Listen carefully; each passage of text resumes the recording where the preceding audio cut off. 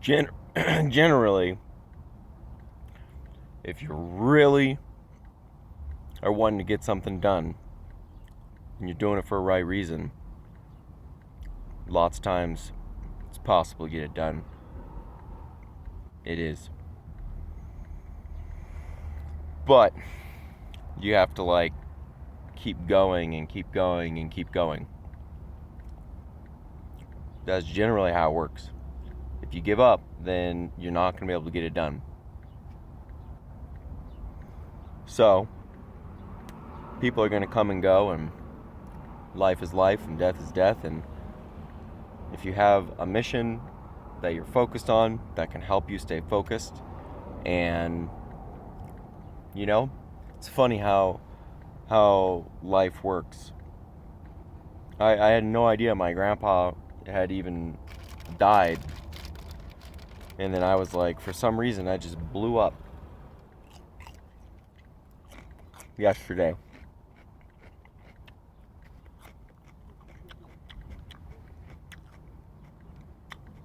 You know?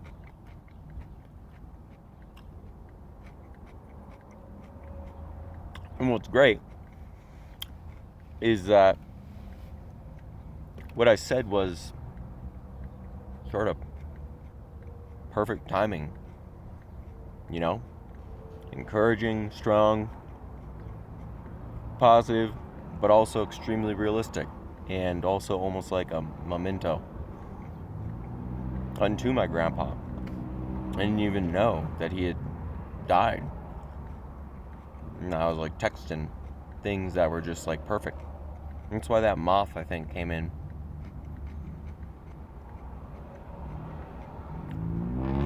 to my van.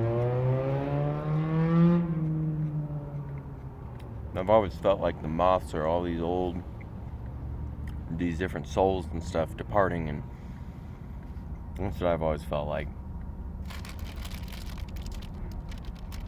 I remember I used to live at a house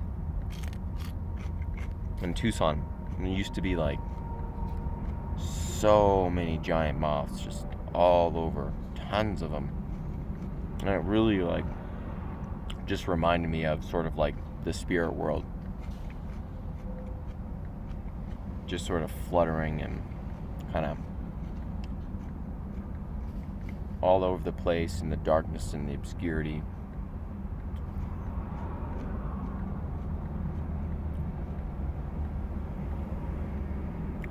It brought like a sort of like expansive, like,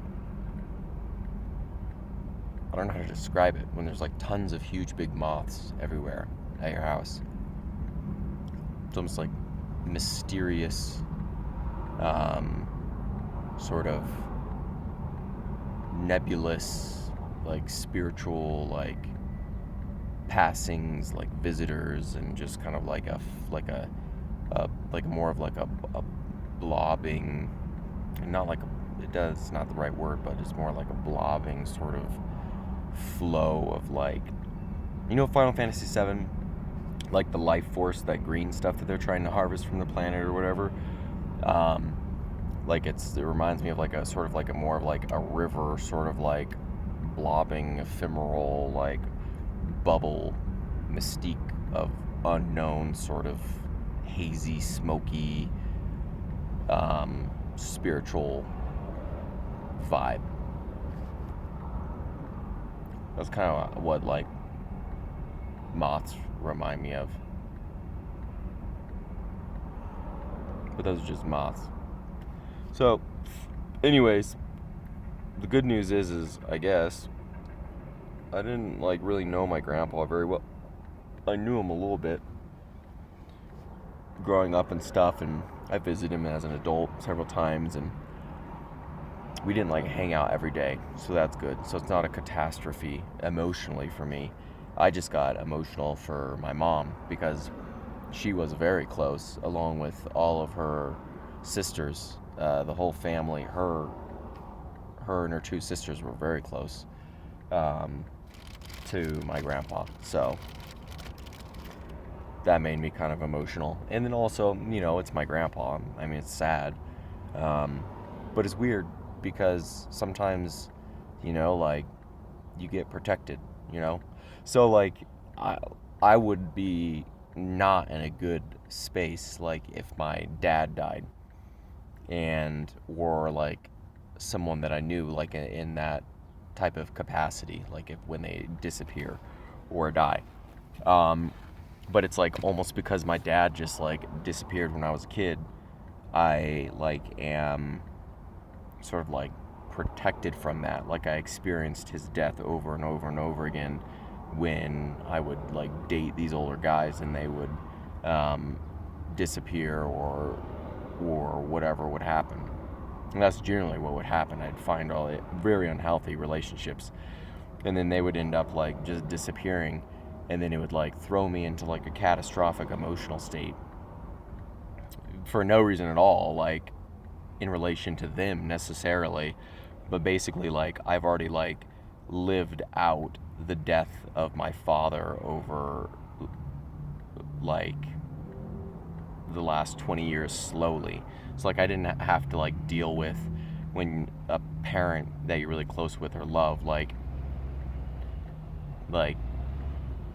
dies all of a sudden and then it sort of hits you as an adult.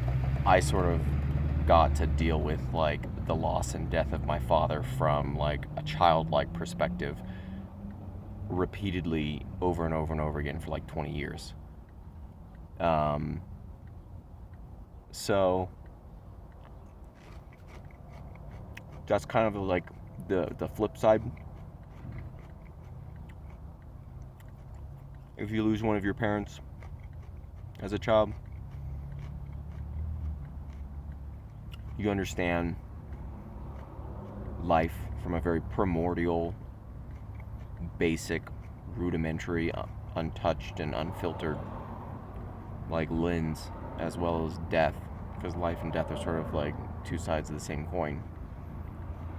So you have all of these like experiences and comprehensions, and that's why like it's like what, you know, like I grew up all poor and stuff and I had all these plans and I even achieved almost some of them. I was in high school gonna go naturalized, so I didn't get drafted, have to go to war, never wanted to fight or kill anyone. I made it to Peru. I almost naturalized. I did get a residency, and then I basically lost my second citizenship to go back to medical school. That's why I got in such a big, one of the reasons why I got in such a big fight with all of these doctors. I laid the line down. I was like, and like that line's towed, like honey, like honey, that, you don't want to.